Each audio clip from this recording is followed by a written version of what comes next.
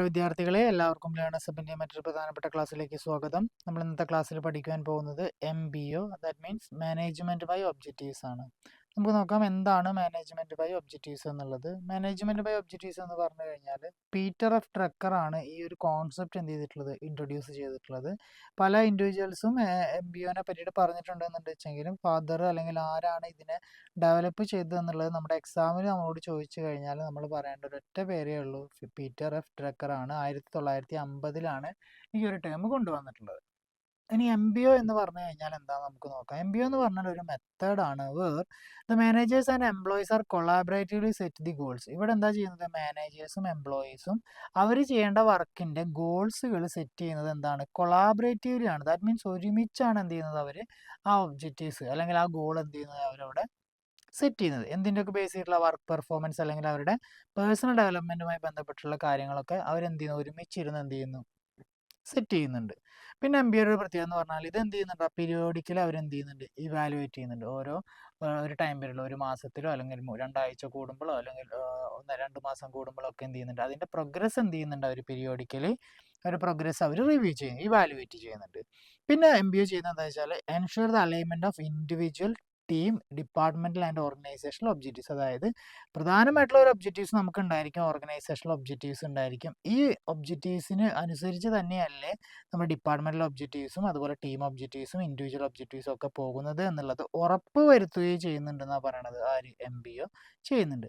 അപ്പോൾ MBO എന്ന് പറയുന്ന മെത്തേഡ് എന്തിനൊക്കെയാണ് ഹെൽപ്പ് ചെയ്യണത്, ഇവിടെ എന്താ ചെയ്തത്, മാനേജേഴ്സും എംപ്ലോയീസും കൊളാബറേറ്റീവിൽ എന്ത് ചെയ്യുന്ന അവരുടെ പേഴ്സണൽ ഡെവലപ്മെന്റിന് വേണ്ടിയിട്ടുള്ളതും വർക്ക് പെർഫോമൻസിന് വേണ്ടിയിട്ടുള്ളതായിട്ടുള്ള ഗോളുകൾ ഒരുമിച്ച് അവർ സെറ്റ് ചെയ്യുന്നു. ദെൻ പീരിയോഡിക്കലി ഇവാലുവേറ്റ്, ആ പ്രോഗ്രസ് ഇവാലുവേറ്റ് ചെയ്യുന്നു. അതുപോലെ തന്നെ അവർ എന്ത് ഉറപ്പ് വരുത്തുന്നുണ്ട്, എൻഷുർ അലൈൻമെന്റ് ഓഫ് എന്തിൻ്റെയൊക്കെ അലൈൻമെന്റുകളാണ്, individual goals, team goals, departmental goals and organisational objectives. ഇതെല്ലാം ഒരു സ്പെസിഫിക് ചെയ്തിട്ടുള്ള ഓർഗനൈസേഷണൽ ഒബ്ജക്റ്റീവ്സ് സെറ്റ് ചെയ്തത് അച്ചീവ് ചെയ്യുന്നതിന് വേണ്ടിയിട്ടല്ലേ ടീമിൻ്റെയും ഇൻഡിവിജ്വൽസിൻ്റെയും ഡിപ്പാർട്ട്മെന്റിലൊക്കെ ഗോൾ പോകുന്നത് എന്നുള്ളത് ഉറപ്പ് വരുത്തുന്നത് ആര് തന്നെയാണ്, ഈ MBO മെത്തേഡ് ഉപയോഗിച്ചിട്ടാണ് എന്നാണ് ഇവിടെ പറയണത്.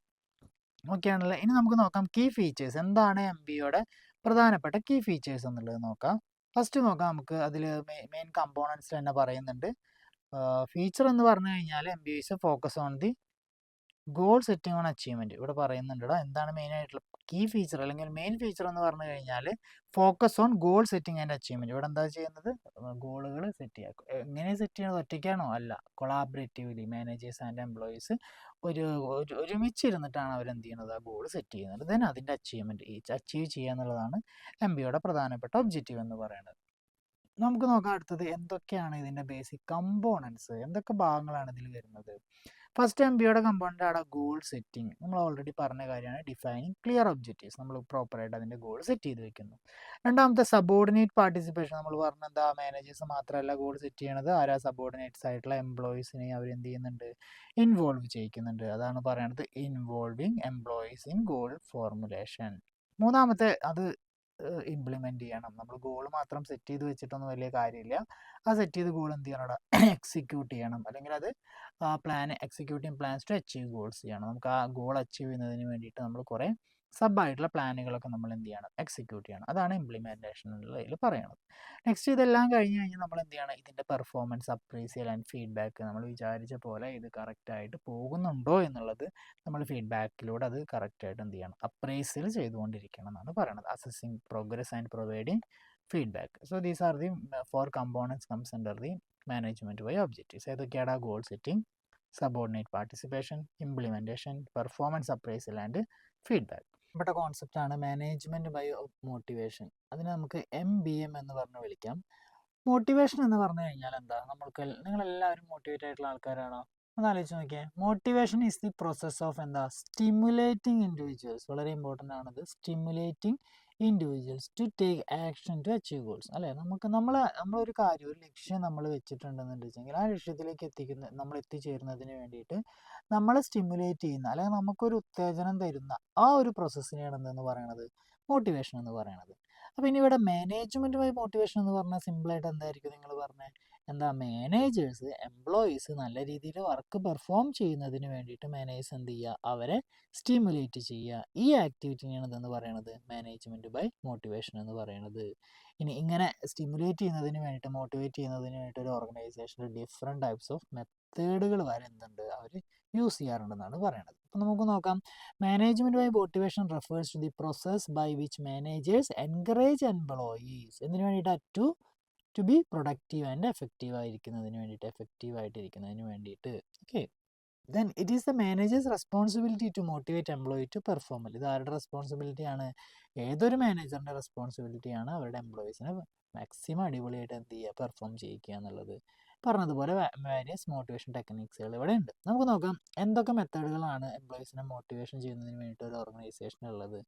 ആദ്യം പറയുന്നത് ഇൻസെൻറ്റീവ് ആണ്. ഇൻസെൻറ്റീവ് എന്ന് പറഞ്ഞു കഴിഞ്ഞാൽ ഇത് എന്തിനാ, എംപ്ലോയീസിന് നീഡ്സുകൾ ഫുൾഫിൽ ചെയ്യുന്നതിന് വേണ്ടിയിട്ടും അതുപോലെ അവർക്ക് മോട്ടിവേഷൻ കിട്ടുന്നതിന് വേണ്ടിയിട്ടും ഓർഗനൈസേഷൻ പ്രൊവൈഡ് ചെയ്യുന്ന ഒരു കാര്യമാണ് എന്തെന്ന് പറയുന്നത് ഇൻസെൻറ്റീവ്സ് എന്ന് പറയുന്നത്.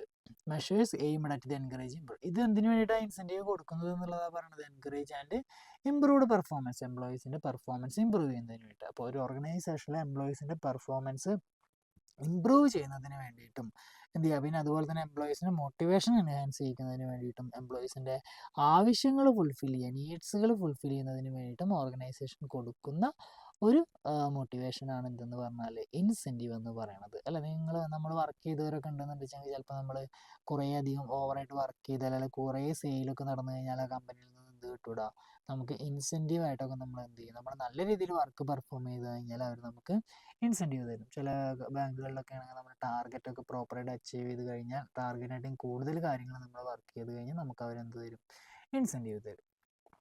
നമുക്ക് നോക്കാം ഫിനാൻഷ്യൽ ഇൻസെൻറ്റീവ് തന്നെ പല തരത്തിലുണ്ട്. ഒന്ന് ഫിനാൻഷ്യൽ ഇൻസെൻറ്റീവ് ആണ്. പേരിൽ നിന്ന് തന്നെ നിങ്ങൾക്ക് മനസ്സിലാക്കാൻ പറ്റും, പൈസയായിട്ട് നമുക്ക് എന്ത് ചെയ്യും, മോണിറ്ററി ആയിട്ട് നമുക്ക് കിട്ടുന്ന ഇൻസെൻറ്റീവുകളാണ് ഫിനാൻഷ്യൽ ഇൻസെൻറ്റീവ് എന്ന് പറയുന്നത്. അപ്പോൾ അതാണ് പറയുന്നത് these are the monetary rewards ആണ് ഫിനാൻഷ്യൽ ഇൻസെൻറ്റീവ് എന്ന് പറഞ്ഞു കഴിഞ്ഞാൽ. That motivate employees to perform better and are measurable in monetary terms. Next നമുക്ക് നോക്കാം നോൺ ഫിനാൻഷ്യൽ ഇൻസെൻറ്റീവ്സുകളുണ്ട്. നോൺ ഫിനാൻഷ്യൽ ഇൻസെൻറ്റീവ് എന്ന് പറഞ്ഞു കഴിഞ്ഞാൽ അതിൻ്റെ അണ്ടറിൽ വരുന്നത് ഇറ്റ് കനോട്ട് ബി മെഷേർഡ് ആണ്. നമുക്ക് മോണിറ്ററി ടൈംസിൽ നമുക്ക് ഇതിനെ മെഷർ ചെയ്യാനായിട്ട് സാധിക്കില്ല. അപ്പോൾ എന്തൊക്കെയായിരിക്കും വരുന്നുണ്ടായിരിക്കുക, recognition, appreciation and other forms of non monetary മോട്ടിവേഷൻസുകളൊക്കെ നമുക്ക് എന്ത് ചെയ്യുക, ഒരു റെക്കഗ്നിഷൻ കിട്ടുക, അപ്രീസിയേഷൻ കിട്ടുക, അത് നമ്മുടെ സ്റ്റാറ്റസ് ഒന്ന് ഇൻക്രീസ് ചെയ്ത് തരിക. സോ ഇങ്ങനെയുള്ളതൊക്കെയാണെന്ന് വെച്ചാൽ നമുക്ക് ഇതിനെ എന്ത് ചെയ്യാൻ പറ്റില്ല, പൈസയുടെ രൂപത്തിൽ മോണിറ്ററി ആയിട്ട് നമുക്ക് മെഷർ ചെയ്യാൻ പറ്റില്ല. ഇങ്ങനെയുള്ള മോട്ടിവേഷൻസുകളെ നമുക്ക് എന്തെന്ന് വിളിക്കാം, നോൺ മോണിറ്ററി ഇൻസെൻറ്റീവ്സ് എന്ന് പറഞ്ഞാൽ നമുക്ക് വിളിക്കാനായിട്ട് സാധിക്കും. ക്ലിയർ. ഇനി എക്സാമ്പിൾ ഓഫ് ഇൻസെൻറ്റീവ്സ്, ഇനി കുറേ എക്സാമ്പിൾസുകൾ തരികയാണ്. ആദ്യത്തെ എക്സാമ്പിളാണ് പേ ആൻഡ് അലവൻസുകൾ. നമുക്ക് സാലറി, നമ്മളൊരു ജോലി ചെയ്യുമ്പോൾ നമുക്ക് അവരെന്ത് തരൂടാ, സാലറി തരും. ഇതൊരു പ്രൈമറി ഇൻസെൻറ്റീവ് ആണ് അല്ലേ. നമ്മൾ എന്തൊരു കാര്യം ചെയ്യുമ്പോൾ നമുക്ക് അതിന് സാലറി തരിക എന്ന് പറഞ്ഞു കഴിഞ്ഞാൽ അതൊരു പ്രൈമറി ഇൻസെൻറ്റീവ് ആണ് ഫോർ എംപ്ലോയീസ് വിത്ത് ആനുവൽ ഇൻക്രിമെൻറ്റ്സ്. ഇനി ഇത് കൂടാതെ നമുക്ക് ആനുവലി നമുക്ക് എന്ത് തരൂടാ, ഇൻക്രിമെൻറ്റ്സുകൾ തരും. ഓക്കെ, അതെന്താണ് ഒരു ഇൻസെൻറ്റീവായിട്ട് നമുക്ക് കൺസിഡർ ചെയ്യാനായിട്ട് സാധിക്കും. കാരണം ഈ വർഷം ഒരു 50,000 രൂപ സാലറി എന്നുണ്ടെങ്കിൽ പിറ്റത്തെ വർഷം അവർ 2,000 വെച്ചിട്ട് പിറ്റത്തെ വർഷം കൂട്ടും. അല്ലെങ്കിൽ ചിലവർക്ക് 5,000 കൂട്ടുന്നവർ 10,000 കൂട്ടുന്നവരൊക്കെ ഉണ്ട്, ഡിപ്പെൻസ് ഓൺ കമ്പനി ആയിരിക്കും. അതാണ് ആനുവൽ ഇൻക്രിമെൻറ്റ് എന്ന് പറഞ്ഞു കഴിഞ്ഞാൽ. പിന്നെ ഒക്കേഷണൽ എൻഹാൻസ്മെൻറ്റ് ഉണ്ട് അല്ലേ. നമുക്ക് വല്ല ഫെസ്റ്റിവൽ സീസണിലൊക്കെ വന്നു കഴിഞ്ഞാൽ നമ്മുടെ കമ്പനിയിൽ കൂടുതൽ സെയിൽസ് ഒക്കെ നടന്നു കഴിഞ്ഞാൽ നമുക്ക് എന്ത് കിട്ടും, ആ ഒക്കേഷണൽ എൻഹാൻസ്മെൻറ്റ് ഉണ്ടായിരിക്കും. ആ ഒരു സമയത്ത് നമുക്ക് കൂടുതലായിട്ടുള്ള അലവൻസ് കിട്ടും. ഫോർ എക്സാമ്പിൾ ഈ ഓണം, ക്രിസ്മസ് എന്നൊക്കെ പറയുമ്പോൾ ഫെസ്റ്റിവൽ അലവൻസ് എന്ന് പറഞ്ഞിട്ട് നമ്മുടെ സാലറിയുടെ ഒക്കെ കൂടെ ചിലപ്പോൾ എമൗണ്ടുകൾ ആഡ് ചെയ്യാറുണ്ടെന്നാണ് പറയുന്നത്. സോ ഇങ്ങനെയുള്ള ഇൻസെൻറ്റീവുകളുണ്ട്. അതിനെയാണ് പേ ആൻഡ് അലവൻസ് എന്നുള്ള രീതിയിൽ നമ്മളിവിടെ പറയണത്. ഓക്കെ, ഇതൊക്കെ എന്തിനു വേണ്ടിയിട്ടാണ്, അവരുടെ പെർഫോമൻസ് ഇൻക്രീസ് ചെയ്യുന്നതിന് വേണ്ടിയിട്ടാണ് കൊടുക്കുന്നത്. Next productivity linked wages incentives ഉണ്ട്. അതായത് എന്താ, നമ്മൾ എത്രത്തോളം പ്രൊഡക്ഷൻ ചെയ്യുന്നു അതിനനുസരിച്ച് നമുക്ക് എന്ത് ചെയ്യും, നമ്മുടെ സാലറിയിൽ ചേഞ്ചസുകൾ വരും. ഞാൻ നേരത്തെ പറഞ്ഞു ടാർഗറ്റ് ഉണ്ടായിരിക്കും. ഇപ്പോൾ 10 ലക്ഷം രൂപയാണ് ഈ മാസത്തെ എൻ്റെ ടാർഗറ്റ് എന്നുണ്ടെങ്കിൽ ഞാൻ 20 ലക്ഷം അച്ചീവ് ചെയ്ത് കഴിഞ്ഞാൽ ഞാൻ എന്ത് ചെയ്തു, 10 ലക്ഷം കൂടുതൽ അച്ചീവ് ചെയ്തിട്ടുണ്ട്. ആ 10 ലക്ഷം കൂടുതൽ ചെയ്തതിന് എന്ത് കിട്ടും, എനിക്ക് ഇൻസെൻറ്റീവായിട്ട് കിട്ടും. അതവിടെ പറയണത് ഒരു എംപ്ലോയിയുടെ പ്രൊഡക്ടിവിറ്റി എത്രയുണ്ടോ അത് ആ പ്രൊഡക്ടിവിറ്റിക്ക് അനുസരിച്ചിട്ട് എന്ത് കിട്ടും, സാലറിയിൽ അല്ലെങ്കിൽ വേജസിൽ ഇൻക്രിമെൻ്റ് ഉണ്ടായിരിക്കും. സോ അങ്ങനെയുള്ള ഇൻസെൻറ്റീവ്സിനെ വിളിക്കുന്ന പേരാണ് പ്രൊഡക്ടിവിറ്റി ലിങ്ക്ഡ് വേജ് ഇൻസെൻറ്റീവ്സ് എന്ന് പറഞ്ഞാൽ. Okay, wages or bonus linked with individuals group productivity encourage better performance. Okay, next നോക്കുക ബോണസ് എന്ന് പറഞ്ഞു കഴിഞ്ഞാൽ എന്താ, നമ്മൾ നമ്മളിത് കേട്ട് പരിചയമുള്ള കാര്യമാണ് ബോണസ് കിട്ടുക എന്നുള്ളതൊക്കെ. Profit making organisation may provide annual lump sum bonus based on the profit അല്ലെ. നമുക്ക് അറിയാം പ്രോഫിറ്റ് ഉണ്ടാക്കുന്ന ഒരു ബിസിനസ് സ്ഥാപനങ്ങളാണെന്നുണ്ടെങ്കിൽ നമ്മൾ ജോലി ചെയ്യുന്ന ഒരു ഓർഗനൈസേഷൻ പ്രോഫിറ്റ് ബേസ്ഡ് ആയിട്ടുള്ള കമ്പനിയാണെന്നുണ്ടെങ്കിൽ ഓരോ വർഷവും നമുക്ക് ആ കമ്പനിക്ക് എന്ത് കിട്ടൂടാ, പ്രോഫിറ്റ് കിട്ടുന്നുണ്ടായിരിക്കും. അപ്പോൾ ആ കിട്ടുന്ന പ്രോഫിറ്റിൽ നിന്ന് ഒരു ചെറിയ ഭാഗം എന്ത് ചെയ്യും, അവിടുത്തെ എംപ്ലോയീസിന് എന്ത് ചെയ്യും, ബോണസ് ആയിട്ട് ചില കമ്പനികൾ കൊടുക്കാറുണ്ട്. സോ അതെന്താണ്, ഒരു ഫിനാൻഷ്യൽ ആയിട്ടുള്ള ഒരു ഇൻസെൻറ്റീവ് ആണ് നമുക്ക് എന്ത് ചെയ്യാൻ പറ്റും, പറയാനായിട്ട് സാധിക്കും. നെക്സ്റ്റ് നോക്കാം പ്രോഫിറ്റ് ഷെയറിങ് നോക്കാം. Employees may receive A share of organisational profit. അടുത്ത പ്രോഫിറ്റ് ഷെയറിങ് എന്ന് പറഞ്ഞു കഴിഞ്ഞാൽ എന്താണ്, ഒരു ഓർഗനൈസേഷൻ അവരുടെ ഓരോ വർഷം കഴിയുമ്പോഴും കിട്ടുന്ന പ്രോഫിറ്റ് ഓർഗനൈസേഷൻ മാനേജേഴ്സ് അല്ലെങ്കിൽ അവരുടെ ടോപ്പ് ലെവലിലുള്ള ആൾക്കാർ അത് ഷെയർ ചെയ്യുന്ന സമയത്ത് ആ ഷെയർ ചെയ്യുന്ന പ്രോഫിറ്റിൽ നിന്ന് എംപ്ലോയീസിന് എന്ത് ചെയ്യുക, ചെറിയൊരു എമൗണ്ട് കൊടുക്കുക. അപ്പോൾ അവർക്ക് എന്താണ്, അവിടെ ജോലി ചെയ്യാനും ആത്മാർത്ഥമായിട്ട് വർക്ക് ചെയ്യാനുള്ള മോട്ടിവേഷനും കാര്യങ്ങളൊക്കെ എൻഹാൻസ് ചെയ്യുന്നതാണ് പറയണത്. അപ്പോൾ ഈ ബോണസും പ്രോഫിറ്റ് ഷെയറിംഗ് ഒക്കെ ഏതാണ്ട് സെയിം മീനിങ്ങിൽ വരുന്നതാണ്. പിന്നെ അടുത്താണ് co partnership and stock options. എന്താ പറയുന്നത്, co partnership and stock option. അതിലെന്താ ഉദ്ദേശിക്കുന്നത് എന്ന് പറഞ്ഞു കഴിഞ്ഞാൽ സിമ്പിളാണ്. ഇപ്പോൾ എന്ത് ചെയ്യാം, organisation may offer share at the price of lower than market value. അതായത് കമ്പനി എന്ത് ചെയ്യാന്ന് വെച്ച് കഴിഞ്ഞാൽ കമ്പനിയുടെ ഷെയർസുകൾ പുറത്ത് വിൽക്കാതെ, മാർക്കറ്റിൽ പോയിട്ട് കൊടുക്കാതെ, മാർക്കറ്റിലുള്ള വിലയേക്കാൾ കുറച്ച് ആർക്ക് കൊടുക്കാം, എംപ്ലോയീസിനോട് നിങ്ങൾക്ക് വേണമെന്ന് കൊടുക്കാം. അപ്പോൾ എംപ്ലോയീസ് എന്ത് ചെയ്യും, കുറച്ച് വിലയ്ക്ക് എന്ത് കിട്ടും, ആ ഷെയർ വാങ്ങിക്കഴിഞ്ഞാൽ ആ എംപ്ലോയീസും ആ കമ്പനിയുടെ എന്തായി മാറും, ചെറിയൊരു ഓണർഷിപ്പ് അവർക്ക് കിട്ടും. അപ്പോൾ അവരുടെ അവിടെ എന്ത് ചെയ്യുക, ഇത് എൻ്റെയും കൂടെയും കമ്പനി അല്ലെന്ന് വിചാരിച്ചുകൊണ്ട് അവർ പ്രോപ്പറായിട്ടും നല്ല രീതിയിൽ എന്ത് ചെയ്യുക, അവർ ഹാർഡ് വർക്ക് ചെയ്ത് പ്രൊഡക്ടിവിറ്റി ഇൻക്രീസ് ചെയ്യാനായിട്ട് അവർ ട്രൈ ചെയ്യും. ഓക്കെ, അതാണ് പറയുന്നത് co partnership and stock option എന്നുള്ള രീതിയിൽ അവിടെ പറയുന്നത്. നെക്സ്റ്റ് റിട്ടയർമെൻറ്റ് ബെനിഫിറ്റ് ഉണ്ട്. ഇവർ റിട്ടയർഡ് ആയി കഴിഞ്ഞാൽ എന്ത് കിട്ടും, പെൻഷൻ കൊടുക്കുക, ഗ്രാറ്റുവിറ്റി കൊടുക്കുക, പ്രൊവിഡൻറ്റ് ഫണ്ട് സ്കീമുകൾ കൊടുക്കുക, ഇതൊക്കെയാണ് ഇതെന്ന് പറഞ്ഞു കഴിഞ്ഞാൽ റിട്ടയർമെൻറ്റ് ബെനിഫിറ്റ് എന്ന് പറഞ്ഞു കഴിഞ്ഞാൽ. ഇതും എന്താണ്, ഒരു പ്രത്യേകതരം ഇൻസെൻറ്റീവായിട്ട് നമുക്ക് എന്ത് ചെയ്യാൻ പറ്റും, പറയാനായിട്ട് സാധിക്കും.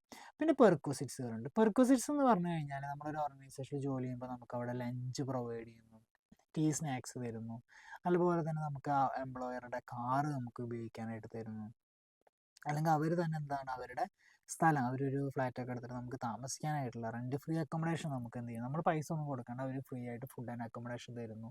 ഇങ്ങനെയുള്ള കാര്യങ്ങളൊക്കെയാണ് ഇതിൽ വരുന്നത്, പെർക്വിസിറ്റ്സ് എന്നുള്ളതിന് അണ്ടറിൽ വരുന്നത്. ഇതും എന്താണ്, ഒരു പ്രത്യേകതരം ഇൻസെൻറ്റീവ് ആണ് അല്ലേ. നമ്മൾ ജോലി ചെയ്യുന്ന സ്ഥലത്ത് നമുക്ക് എന്ത് ചെയ്യാണ്, ഒരു ഫ്ലാറ്റ് തന്ന് നിങ്ങളവിടെ താമസിച്ചോ, ഫുഡും കാര്യങ്ങളൊക്കെ നിങ്ങൾക്ക് ഫ്രീ ആണ്, നിങ്ങൾക്ക് ഓഫീസിലേക്ക് വരാൻ കാർ ഇട്ട് തരുന്നു, ട്രാൻസ്പോർട്ടേഷൻ സൗകര്യം ഇട്ട് തരുന്നു. ഇതൊക്കെ എന്തിൻ്റെ അണ്ടറിൽ വരുന്നതാണ്, പെർക്വിസിറ്റ്സ് എന്നുള്ളതിന് അണ്ടറിൽ വരുന്നതാണ്. അപ്പോൾ ഇങ്ങനെ പെർക്വിസിറ്റ്സ് കിട്ടിക്കഴിഞ്ഞാൽ അതെന്താണെന്ന് പറയണത്, അതൊരു ഇൻസെൻറ്റീവ് ആണ്, നമുക്ക് നമ്മൾ മോട്ടിവേറ്റ് ആവും. സോ നമുക്ക് നല്ല രീതിയിൽ അവിടെ വർക്ക് ചെയ്യാനായിട്ട് സാധിക്കും. നെക്സ്റ്റ് ആണ്, ഇതൊക്കെയാണ് പ്രധാനമായിട്ട് വരുന്ന എന്തെന്ന് പറഞ്ഞു കഴിഞ്ഞാൽ ഇൻസെൻറ്റീവായിട്ട് പറയാനുള്ളത്. ഓക്കെ, ഇതൊക്കെ എന്താ ഇപ്പോൾ നമ്മൾ പഠിച്ചത്, ഫിനാൻഷ്യൽ ഇൻസെൻറ്റീവ് ആണ്. ഇനി നമുക്ക് പ്രധാനമായിട്ടുള്ള കുറച്ച് നോൺ ഫിനാൻഷ്യൽ ഇൻസെൻറ്റീവ്സ് നമുക്ക് നോക്കാം. ഫസ്റ്റ് ആണ് സ്റ്റാറ്റസ് അല്ലേ. നമുക്ക് പൈസ ആയിട്ട് കിട്ടുന്നതല്ല, നമുക്ക് പൈസ ആയിട്ട് നമുക്ക് മെഷർ ചെയ്യാനും സാധിക്കില്ല. സ്റ്റാറ്റസിന് വേണ്ടി ജോലി ചെയ്യുന്നവരും ഉണ്ടായിരിക്കും അല്ല, പൈസക്ക് അത്യാവശ്യമുള്ളവരാണെന്നുണ്ടെങ്കിൽ പിന്നെ അവർക്ക് അവരുടെ മെയിനായിട്ട് വേണ്ട അവരുടെ സ്റ്റാറ്റസ്, ആൾക്കാരുടെ ഇടയിൽ നമുക്ക് നല്ല ഒരു സ്റ്റാറ്റസ് ആയിട്ട് നമ്മൾ വളർന്നു വരണം. Status reflect ranking or position within the organisation. സ്റ്റാറ്റസിൽ മെയിനായിട്ട് വരുന്നത് നമ്മുടെ പൊസിഷൻസുകളാണ്, നമ്മൾ ടോപ്പ് ലെവലിലേക്ക് എത്തുക, മാനേജേഴ്സ്, അസിസ്റ്റന്റ് മാനേജേഴ്സ്, അല്ലെങ്കിൽ നമ്മൾ ബോർഡ് ഓഫ് ഡയറക്ടേഴ്സിൽ നമ്മൾ ഒരു അംഗമായിട്ട് മാറാനൊക്കെ നോക്കുക. സോ ഇങ്ങനെ നമ്മൾക്ക് എന്ത് ചെയ്യണം, ഒരു ആൾക്കാർക്ക് സ്റ്റാറ്റസ് കൂടുതൽ കിട്ടുകയാണെന്നുണ്ടെങ്കിൽ അവർക്ക് എന്താണ്, അവരവിടെ മോട്ടിവേറ്റ് ആവും എന്നുള്ളതാണ് ഇവിടെ പറയുന്നത്. ഓക്കെ, ഇനി അല്ലേ പ്രൊമോഷനും കാര്യങ്ങളൊക്കെ കൊടുത്തിട്ട് നമ്മുടെ സ്റ്റാറ്റസ് ഇൻക്രീസ് ചെയ്യുകയാണ്. പിന്നെ ഓർഗനൈസേഷൻ ക്ലൈമറ്റ് എന്ന് പറഞ്ഞു കഴിഞ്ഞാൽ നമ്മൾ എന്ത് ചെയ്യുക, പ്രോപ്പറായിട്ടുള്ള ഒരു വർക്കിംഗ് എൻവയോൺമെൻറ്റ് നമ്മൾ എന്ത് ചെയ്യാം, അവിടെ അവർക്ക് പ്രൊവൈഡ് ചെയ്ത് കൊടുക്കുക. അതുപോലെ തന്നെ ഒരു individual autonomy, consideration four employees and reward. ഒരു ഓർഗനൈസേഷൻ ക്ലൈമറ്റ് എന്ന് പറയുമ്പോൾ അവിടുത്തെ എംപ്ലോയീസിന് എല്ലാവരും അവർ ഈ ഓർഗനൈസേഷനിൽ ഒരു വ്യക്തിയാണ് എന്ന് തോന്നിപ്പിക്കുന്ന രീതിയിലുള്ള ക്ലൈമറ്റുകൾ അവിടെ അവർക്ക് എന്ത് ചെയ്യാം, നിർമ്മിച്ചു കൊടുക്കുക എന്നുള്ളതാണ് പറയുന്നത്. അതായത് അവർക്കൊരു ഇൻഡിവിജ്വൽ ഓട്ടോണമി ഉണ്ട്, അവർക്ക് സ്വന്തമായിട്ട് കാര്യങ്ങൾ എടുക്കാനായിട്ടുള്ള ഒരു ചെറിയൊരു ഓട്ടോണമി അവർക്ക് കൊടുക്കണം. പിന്നെ എല്ലാ എംപ്ലോയീസിനും നമ്മൾ കൺസിഡർ ചെയ്യണം, എന്തൊരു കാര്യം എടുക്കുമ്പോൾ എല്ലാ എംപ്ലോയീസ് ഇപ്പോൾ അങ്ങനെ പാർഷ്യാലിറ്റി ഒന്നും കാണിക്കാതെ എല്ലാ എംപ്ലോയീസിനെയും കൺസിഡർ ചെയ്യുക. പിന്നെ അവർക്ക് റിവാർഡുകൾ, ചെറിയ ചെറിയ റിവാർഡുകളൊക്കെ എന്ത് ചെയ്യുക, അവരുടെ ബിഹേവിയറിനനുസരിച്ചിട്ട് അവർ നന്നായി ചെയ്ത് കഴിഞ്ഞാൽ അവർ അപ്രീസിയേഷൻ ചെയ്യാം. പിന്നെ ചിലത് കമ്പനികളൊക്കെ കണ്ടിട്ടില്ലേ, ഓരോ മാസത്തെ ടാർഗറ്റ് അച്ചീവ് ചെയ്ത് കഴിഞ്ഞാൽ അവർക്ക് ഒരു സമ്മാനം എല്ലാവരും വേണ്ടി വെച്ചിട്ട് ഒരു റിവാർഡ് കൊടുക്കാം. സോ ഇങ്ങനെയുള്ള കാര്യങ്ങൾ. അപ്പോൾ ഓർഗനൈസേഷൻ ക്ലൈമറ്റ് പ്രോപ്പറായിട്ട് നല്ല രീതിയിൽ ഇങ്ങനെ അറേഞ്ച് ചെയ്ത് കഴിഞ്ഞാൽ എംപ്ലോയീസ് എന്ത് ചെയ്യും, അവർ മോട്ടിവേറ്റ് ആവുമെന്നാണ് പറയുന്നത്. സോ ഇതൊരു നോൺ ഫിനാൻഷ്യൽ ഇൻസെൻറ്റീവ് ആയിട്ട് നമുക്ക് കൺസിഡർ ചെയ്യാം. അപ്പോൾ രണ്ടെണ്ണം പഠിച്ചൊന്ന് സ്റ്റാറ്റസും ഓർഗനൈസേഷൻ ക്ലൈമറ്റും. മൂന്നാമത്തെ കരിയർ അഡ്വാൻസ്മെൻറ്റ് ഓപ്പർച്യൂണിറ്റീസ് ആണ്. എംപ്ലോയീസിന് ഡെവലപ്പ് ചെയ്യാൻ വേണ്ടിയിട്ട് അവർ ഇൻഡിവിജ്വൽ കരിയർ ഡെവലപ്പ് ചെയ്യുന്നതിന് വേണ്ടിയിട്ടുള്ള ഓപ്പർച്യൂണിറ്റീസുകൾ ഓർഗനൈസേഷൻ എന്ത് ചെയ്യണം, പ്രൊവൈഡ് ചെയ്ത് കൊടുക്കണം. അത് പ്രൊവൈഡ് ചെയ്ത് കൊടുത്തു കഴിഞ്ഞാൽ അവർക്ക് അവിടെ വർക്ക് ചെയ്യുന്നതിന് വേണ്ടിയുള്ള താല്പര്യം കൂടും. ഫോർ എക്സാമ്പിൾ എന്താ, അവർക്ക് അവിടെ വർക്ക് ചെയ്യുമ്പോൾ തന്നെ പഠിക്കാനായിട്ടുള്ള സൗകര്യം, ഇപ്പോൾ ഡിസ്റ്റൻസ് ആയിട്ടൊക്കെ നമുക്ക് ഹയർ സ്റ്റഡി പഠിക്കാനുള്ള സൗകര്യങ്ങളൊക്കെ ചെയ്തു കൊടുക്കുക. അതൊക്കെ അവരുടെ പിന്നെ അവരുടെ സ്കില്ല് ഡെവലപ്മെൻറ്റിനുള്ള കാര്യങ്ങൾ ചെയ്തു കൊടുക്കുക. പിന്നെ അവരുടെ പ്രൊമോഷൻസുകൾ കാര്യങ്ങളൊക്കെ എന്ത് ചെയ്യുക, പ്രോപ്പറായിട്ട് അത് ചെയ്തു കൊടുക്കുക. അതായത് ഓരോ ക്വാളിഫിക്കേഷൻ ഓരോ കാര്യങ്ങളൊക്കെ ഉണ്ടെച്ചെങ്കിലാണ് അവർക്ക് പ്രൊമോഷനും കാര്യങ്ങളും കിട്ടുള്ളൂ. അപ്പോൾ അതിലേക്ക് എത്തിക്കുന്നതിന് വേണ്ടിയിട്ടുള്ള ഓരോ കാര്യങ്ങൾ ഓർഗനൈസേഷൻ സപ്പോർട്ട് ചെയ്ത് കൊടുക്കുക എന്നാണ് പറയുന്നത്. ഇനി അടുത്താണ് ജോബ് എൻറിച്ച്മെൻറ്റ്. ജോബ് എൻറിച്ച്മെൻറ്റ് എന്ന് പറഞ്ഞു കഴിഞ്ഞാൽ ഇപ്പോൾ ഉള്ള ജോലി ചെയ്യുന്നുണ്ടായിരിക്കും, ആ ജോലിനെ ഒന്നുകൂടി എന്ത് ചെയ്യുക, എൻറിച്ച് ചെയ്യുക. അതായത് ഒന്നും കൂടി അവർ ആക്റ്റീവായിട്ട് അവർക്ക് ചിലപ്പോൾ നമ്മളൊരു ജോലി ചെയ്യുമ്പോൾ നമുക്ക് തോന്നും ഇന്ന കാര്യങ്ങളും കൂടി എനിക്ക് ഇതിലൊരു ഇത് കിട്ടിയിരുന്നെങ്കിൽ എനിക്കിതൊന്നുകൂടി നന്നായി ചെയ്യാമായിരുന്നു അല്ലേ, ഈ ഒരു അതോറിറ്റിയും കൂടി എനിക്ക് തരികയാണെന്നുണ്ടെങ്കിൽ എൻ്റെ ഈ വർക്ക് ഒന്നുകൂടി എനിക്ക് സിമ്പിൾ ആയേനെ. അങ്ങനെയൊക്കെ നമുക്കൊരു വർക്ക് ചെയ്യുമ്പോൾ നമുക്ക് തോന്നാറുണ്ട് അല്ലേ. അപ്പോൾ ഇങ്ങനെയുള്ള ആ തോന്നുന്ന കാര്യങ്ങളെല്ലാം ഐഡൻറ്റിഫൈ ചെയ്തിട്ട് ആ ജോബിനോടൊപ്പം ആ കാര്യങ്ങളൊക്കെ ആ എംപ്ലോയീസിന് ചെയ്തു കൊടുക്കുക എന്നുള്ളതാണ് എന്തിൽ പറയണത്, ജോബ് എൻറിച്ച്മെൻറ്റിൽ പറയുന്നത്.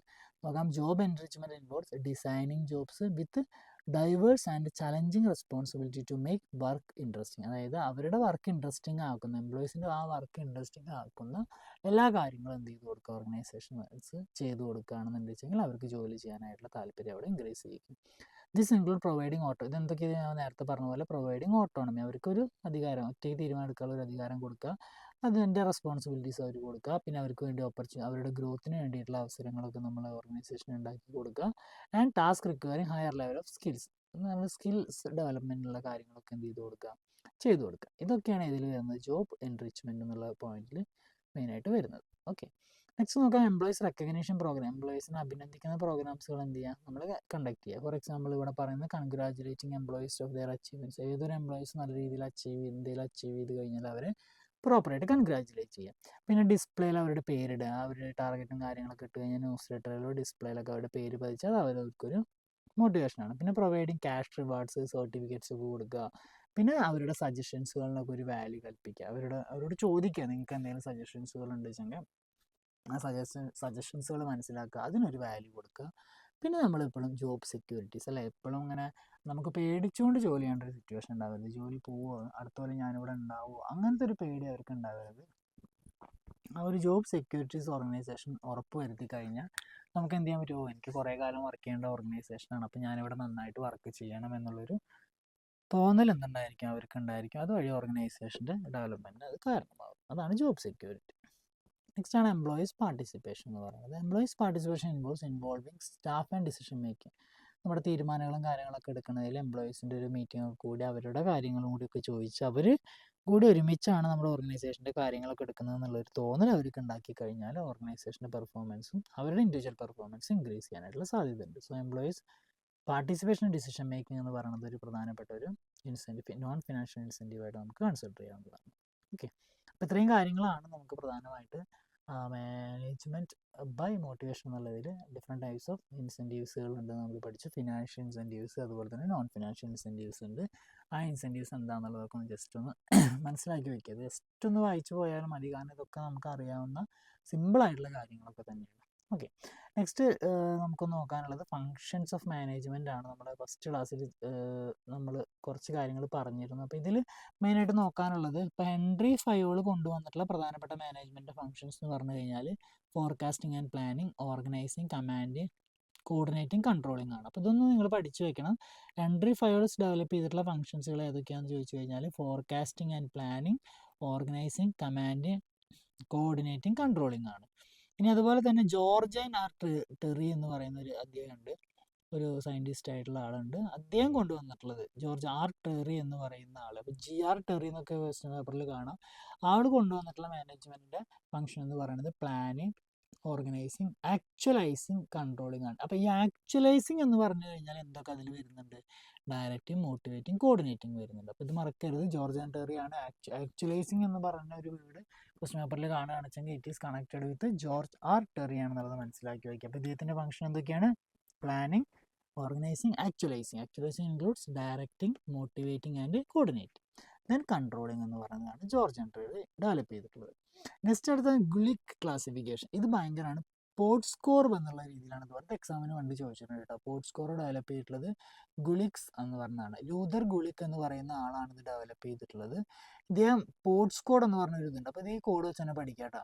PODSCORB ആണ്. അതിൽ P എന്ന് പറഞ്ഞാൽ എന്താടാ, പ്ലാനിങ് ആണ്. ഒ എന്ന് പറഞ്ഞാൽ ഓർഗനൈസിങ് ആണ്. ഡി എന്ന് പറഞ്ഞാൽ ഡയറക്റ്റിംഗ് ആണ്. എസ് എന്ന് പറഞ്ഞാൽ സ്റ്റാഫിംഗ് ആണ്. പിന്നെ ഇവിടെ CO ആണ് കേട്ടോ. CO എന്ന് പറഞ്ഞാൽ കോർഡിനേറ്റിംഗ് ആണ്. പിന്നെ R എന്ന് പറഞ്ഞാൽ റിപ്പോർട്ടിംഗ് ആണ്. B എന്ന് പറഞ്ഞാൽ ബഡ്ജറ്റിംഗ് ആണ്. അപ്പോൾ റിപ്പോർട്ടിങ്ങും ബഡ്ജറ്റിംഗും ഒക്കെ വരുന്നത് ആരുടെയിലാണ്? ലൂതർ ഗുലിക്കിൻ്റെയിലാണ്. പോർട്സ്കോർബ് ഡെവലപ്പ് ചെയ്തിട്ടുള്ളത്, അങ്ങനെയാണ് എക്സാമിന് എപ്പോഴും എടുത്ത് ചോദിച്ചു കണ്ടിട്ടുള്ളത്. പോർട്സ്കോർബ് ഡെവലപ്പ് ചെയ്തിട്ടുള്ളത് ആരാണ്? ലൂതർ ഗുലിക്ക് എന്ന് പറയുന്ന ആളാണ് ഇത് ഡെവലപ്പ് ചെയ്തിട്ടുള്ളത്. ആളെന്താണ്? ഒരു USA-ലാണ്.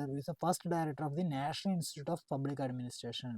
നമ്മുടെ national institute of public administration USA-യുടെ ഫസ്റ്റ് ഡയറക്ടർ ആയിട്ടുള്ള വ്യക്തിയാണ് ലൂതർ ഗുലിക്ക് എന്ന് പറയുന്ന ആൾ. അദ്ദേഹമാണ് എന്ത് ചെയ്തിട്ടുള്ളത്? പോർട്സ്കോർബ് എന്ന് പറയുന്ന ആ ഒരു ഫംഗ്ഷൻസുകൾ ഡെവലപ്പ് ചെയ്തിട്ട്. പോർട്സ്കോർ എന്ന് പറഞ്ഞു കഴിഞ്ഞാൽ planning, organising, directing, staffing, coordinating, reporting, budgeting ആണ് എന്തെന്ന് പറഞ്ഞു ഇതിൻ്റെ ഫുൾ ഫോം എന്ന് പറയുന്നത്. പോർട്സ്കോറിൻ്റെ ഫുൾ ഫോം എന്ന് പറയുന്നത്. അപ്പോൾ ഇതൊന്നും എന്ത് ചെയ്യണം? പഠിച്ചു വെച്ചോളണം. പിന്നെ അതുപോലെ തന്നെ Ernest Dale classification. Ernest Dale എന്ന് പറയുന്ന ആൾ മാനേജ്മെൻറ്റ് ഫംഗ്ഷന് planning, organising, staffing, direction, control, innovation, representation. അപ്പോൾ ഇന്നൊവേഷൻ റെപ്രസെൻറ്റേഷൻ എന്ന് പറഞ്ഞാൽ പുതിയത് പഠിച്ചതല്ലേ? ഇതാരുമായി ബന്ധപ്പെട്ടിരിക്കുന്നതാണ്? നമ്മുടെ ഏണസ്റ്റ് ഡെയിൽ എന്ന് പറയുന്ന ആളുമായി ബന്ധപ്പെട്ടിരിക്കുന്നതാണ്. ഇതാണ് ഏണസ്റ്റ് ഡെയിൽ എന്ന് പറഞ്ഞ ആളുടെ ചിത്രമൊക്കെ. പിന്നെ അതുപോലെ തന്നെ കൂൺസോൺ ഡൊണേൽ ഉണ്ട്. കൂൺസോൺ ഡൊണേലിൻ്റെ ക്ലാസിഫിക്കേഷൻ ഉണ്ട്. അദ്ദേഹത്തിൻ്റെ ക്ലാസിഫിക്കേഷനിൽ പറഞ്ഞത് planning, organising, staffing, directing, control. ഇത് എവിടെയെങ്കിലും മക്കളെ നിങ്ങൾക്ക് കണ്ടുപരിചയമുണ്ടോ? ഇതാണ് നമ്മൾ എന്ത് ചെയ്തിട്ടുള്ളത്? +2-ലൊക്കെ നമ്മൾ പഠിച്ചിട്ടുള്ള മെയിനായിട്ടുള്ള management functions. Planning, organising, staffing, directing, control. ഇല്ലേ? ഓരോ ചാപ്റ്റർ വൈസ് നമ്മൾ എന്ത് ചെയ്തിട്ടുണ്ട്? പണ്ട് നമ്മൾ പഠിച്ചിട്ടൊക്കെ ഉണ്ട്. അപ്പോൾ ഇത് ഡെവലപ്പ് ചെയ്തിട്ടുള്ള ആരാണ്? കൂൺസോൺ ഡൊണേലാണെന്നുള്ളത് മനസ്സിലാക്കി വയ്ക്കും. പിന്നെ അതുപോലെ തന്നെ ഏണസ്റ്റ് ഡെയിൽ പറഞ്ഞിട്ടുള്ളതിൻ്റെ അദ്ദേഹത്തിൻ്റെ ഇതിൽ കയറി വന്ന 2 കാര്യം ഇന്നോവേഷൻ ആൻഡ് റെപ്രസെൻറ്റേഷൻ എന്ന് പറയുന്ന കാര്യങ്ങളും കൂടി മാനേജ്മെൻറ്റ് ഫങ്ഷൻസുകൾ അദ്ദേഹം എന്ത് ചെയ്തിട്ടുണ്ട്? ആഡ് ചെയ്തിട്ടുണ്ട്. ഓക്കെ. അപ്പോൾ ഇത്രയും കാര്യങ്ങളാണ് നമ്മൾ ഇന്നത്തെ ക്ലാസ്സിൽ ഇൻക്ലൂഡ് ചെയ്യാനായിട്ടുള്ളത്. കുറച്ചധികം കാര്യങ്ങൾ നമ്മൾ പഠിച്ചു. എന്താണ് മാനേജ്മെൻറ്റ് ബൈ ഒബ്ജക്റ്റീവ്സ് എന്നുള്ളത് ഡിസ്കസ് ചെയ്തു. അതുപോലെ തന്നെ മാനേജ്മെൻറ്റ് ബൈ മോട്ടിവേഷൻ എന്താണെന്നുള്ളത് നമ്മൾ ഡിസ്കസ് ചെയ്തു. Financial motivation and non financial മോട്ടിവേഷൻസുകൾ നമ്മൾ ഡിസ്കസ് ചെയ്തു. പിന്നെ പല ആൾക്കാർ പറഞ്ഞിട്ടുള്ള മാനേജ്മെൻറ്റ് ഫങ്ഷൻസുകൾ എന്താണെന്നുള്ളത് കൂടി എന്ത് ചെയ്തിട്ടുണ്ട്? നമ്മൾ ഈ ക്ലാസ്സിൽ ഡിസ്കസ് ചെയ്തിട്ടുണ്ട്. അപ്പോൾ പറയുന്ന ക്ലാസ്സുകൾ മനസ്സിലാവുന്നുണ്ടെന്ന് വിചാരിക്കുന്നു. എന്തെങ്കിലും ഡൗട്ടും കാര്യങ്ങളും കൺഫ്യൂഷനും നിങ്ങൾക്ക് തോന്നുകയാണെന്നുണ്ടെങ്കിൽ നിങ്ങൾക്ക് ഫ്രീ ആയിട്ട് തന്നെ കോൺടാക്ട് ചെയ്യാവുന്നതാണ്. നമ്മളത് പ്രോപ്പറായിട്ട് നിങ്ങൾക്കത് പറഞ്ഞു തരുന്നതായിരിക്കും. അപ്പോൾ എല്ലാവരും നല്ല രീതിയിൽ പഠിക്കുക. അടുത്ത ക്ലാസ്സിൽ നമുക്ക് വേറൊരു ടോപ്പിക്കുമായിട്ട് കാണാം. Okay, thank you.